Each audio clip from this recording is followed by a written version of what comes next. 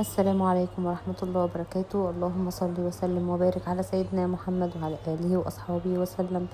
يا رب تكونوا بخير. النهاردة هنعمل مع بعض وصفة حلوة قوي شتوية ولذيذة كده. هنعمل القراص المبسوسة بطريقة سهلة قوي قوي قوي، تنفع بقى في الفطار في العشاء. طبعا الشتاء داخل والبرد جاي وعايزين بقى ايه، حاجة سهلة كده مع كوباية الشاي، مع كوباية الشاي بلبن. هنعملها بطريقة سهلة قوي. يلا بينا نشوف الطريقة. انا اول حاجة حطيتها في الطبق دوت، حطيت معلقة من السكر، عليها كيس من الخميرة وكوباية من اللبن الدافي. تمام كده.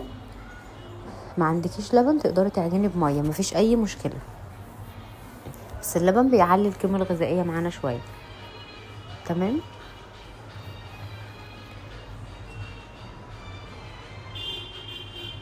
وبعد بقى ما قلبت الخميرة مع السكر مع اللبن، هسيب بقى الخميرة تتفاعل شوية على ما نبتدي بقى نحضر باقي الحاجات بتاعتنا. عندي هنا معلقة من الشمر،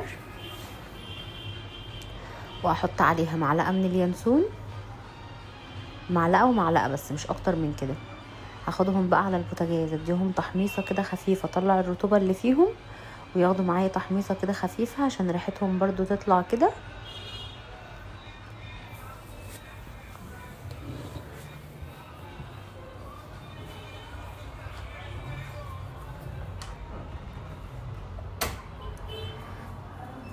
على نار هادية خالص حمريهم. انا مش عايزاها تتحمر، لا انا عايزاها بس ايه، تاخد اللون الخفيف قوي اللي انتوا هتشوفوه دوت. يعني على نار هادية كده دقيقتين بس، قلبيها كده وخلاص. عندي بقى هنا كوباية من السمنة، عليها نص كوباية من الزيت، دي المادة الدهنية، عايزة تحطيها كلها سمنة براحتك. انا حطيت كوباية من السمنة عليها نص كوباية من الزيت. هجيب بقى العجان بتاعي، هنزل فيه بكيلو كامل من الدقيق. المقادير بتاعتنا سهلة قوي، وهسيبها لكم برضو في صندوق الوصف. اخدت الشمر واليانسون بعد ما حمصتهم وبردوا شويه، اديتهم طحنه خفيفه قوي كده خالص، يعني اديتهم طحنه خفيفه بقى ايه، يعني ضربتهم نص ضربه كده ان هم يبقوا مجروشين. تمام. وحطيت بقى كيلو من الدقيق، عليه معلقتين كبار من السمسم، عليهم 3 معالق من السكر. احنا حطينا معلقه في الخميره وحطينا 3 معالق في الدقيق. كيلو الدقيق بياخد 4 معالق سكر وربع معلقه ملح، يبقى احنا حطينا كده معلقتين سمسم، عليهم 3 معالق سكر، وحاطين واحده في الخميره وربع معلقه ملح، وحطيت الشمر واليانسون اللي احنا حمصناهم واديناهم طحنه كده خفيفه، وقلبت كل ده بالمعلقه مع الدقيق الاول عشان خاطر يختلطوا كويس قوي ببعض. وهنزل عليهم بقى دلوقتي بالماده الدهنيه اللي هي كوبايه ونص من السمنه على الزيت. تقدري تخليهم سمنه بس لو انت عايزه، براحتك.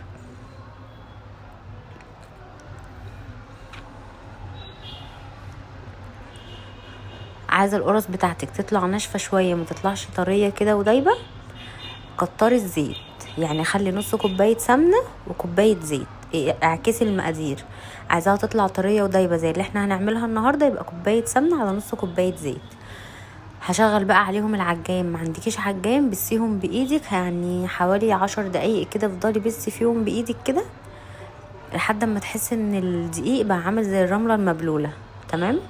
انا يعني عملتهم في العجان، كنت كل شويه كده بوقفه اقلبها كده من الجناب عشان خاطر تتبس كويس، وخلاص كده 10 دقايق بالظبط، سواء على ايدك او في العجان.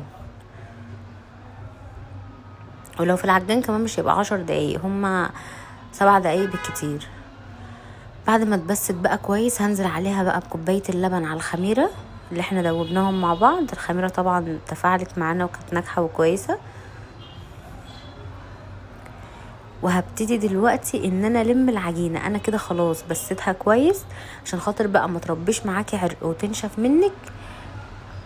هنا بقى وطي العجان او بايدك كده لم العجينه بس. هبتدي ان انا انزل بالميه كده تدريجيا. كيلو الدقيق اخد معايا كوبايه ونص من الميه. تمام. وحسب نوع الدقيق معاكي، انا حطيت كوبايه لبن ونص كوبايه ميه.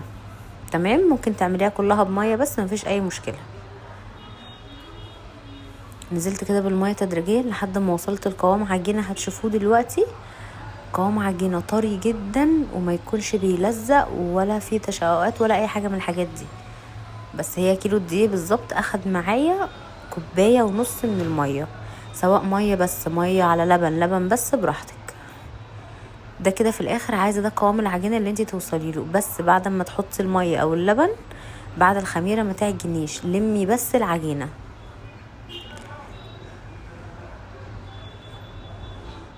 وده كده قوام العجينه اللي احنا عايزينه. انا مش هخمرها ولا حاجه، هسيبها بس 10 دقايق ترتاح، وبعد كده ارجع اشتغل فيها عشان تبقى سهله وانا شغاله فيها.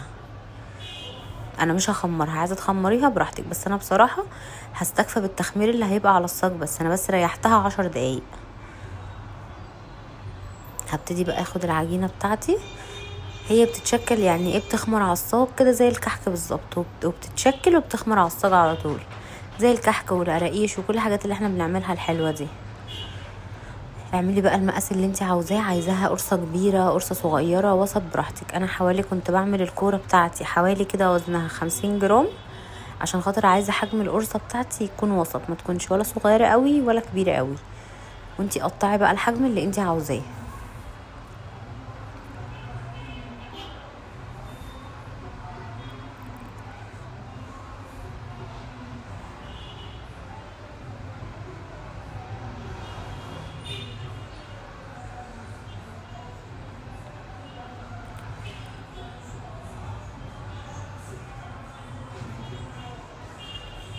هشكلهم بقى كلهم وهعملهم بنفس الطريقه. انا بكورها كده وبحطها في الصاج اللي هسوي فيه، وبعد ما اخلص بقى الصاج كله هروح ضغطاهم مره واحده، فردهم مره واحده.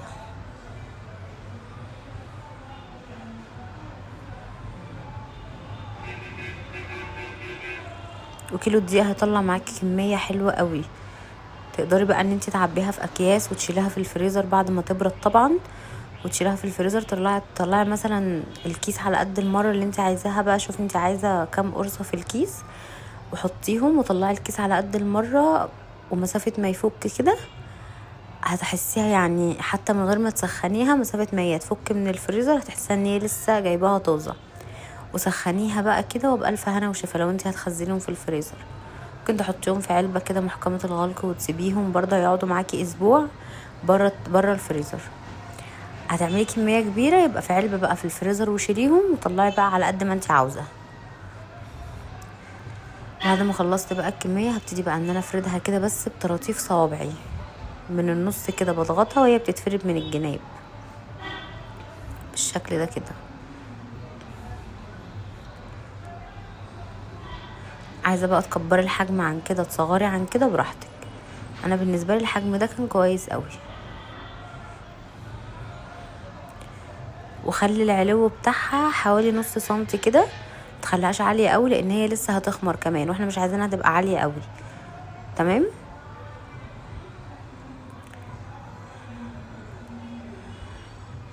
هسيبها بقى تخمر. دي بقى كده خلاص كنت خلصت الكميه كلها، عملوا معايا شويه الحلوين دول. هسيبهم بقى، هغطيهم واسيبهم حوالي نص ساعه كده ولا تلت ساعه يخمروا، ونبتدي بقى ان احنا نسويهم. هنا خلاص ده كان اول صاج عملناه، علي كده وخمر زي ما انتوا شايفين، العلو بتاعه تضاعف.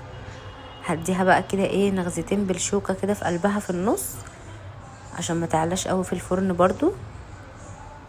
والسوا بتاعنا بقى هيبقى على الرف اللي في النص في نار سخنه، يعني سخني الفرن قبلها حوالي بربع ساعه، شغلي الفرن قبلها بربع ساعه 10 دقايق، تسخن اول الفرن، وهتستوي على درجة حرارة 150 160 مش اكتر من كده على الرف اللي في النص. هتاخد معاكي اللون من فوق من تحت زي ما انت شايفة كده. ما اخدتش اللون من فوق، اول ما تحمر من تحت ولع عليها الشواية تاخد اللون من فوق وخلاص على كده بس. سواها سهل قوي ومش هتاخد وقت في الفرن، يعني حوالي قعدت في الفرن حوالي بالظبط تلت ساعة، وكانت واخده اللون من فوق ومن تحت كده بالشكل اللي انتوا شايفينه ده. طريه جدا جدا، بصوا عامله ازاي طريه. انا كنت ده كان اول صاج خرجته، كان هادي شويه من السخونيه بتاعته. واول ما تخرجيها من الفرن غطيها بفوطه ولا باي حاجه عشان تفضل معاكي طريه. تمام.